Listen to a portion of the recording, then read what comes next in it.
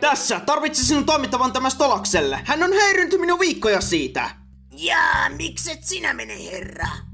Koska olen todella kiireinen, enkä voi antaa Stolaksen... hajottaa minua. Kyllä, siksi lähetän sen sijaan parhaan työntekijäni. Hyvä on, hoidan sen. Sillä lailla, poika. Siinä on kuukauden työntekijäni. Myöhemmin sinä päivänä.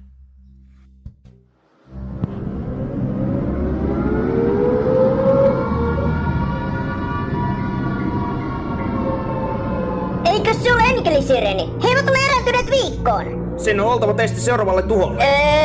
Enpä usko. Punainen hälytys. Tuhoamispäivä siirtyy ylöspäin. Suojaudu mahdollisimman nopeasti. Tämä ei ole harjoitus. Mukava varoittaa meitä heistä etukäteen. Ainakin ne olemme turvassa täällä niin kauan kuin kukaan muu meistä ei pääse ulos. Odota, emme ole kaikki täällä. Missä Moxi on? Hän meni ulos toimitusta varten. Joten hän ei ole turvassa? Meidän on mentävä hakemaan hänet! Se on liian vaarallista, Mili. Olen varma, että Stolas pitää hänet paikassa tietää, se tapahtui. Kulta, kiitos saatana tähden, että olet kunnossa. Missä olet? Mili, minä en usko, että voin tulla kotiin. Mitä?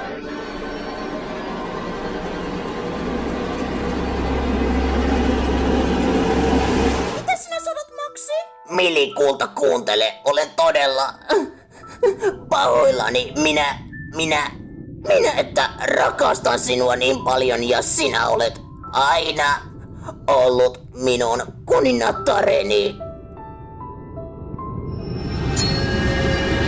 Rakastan sinua, Mili. Moxi! Minä.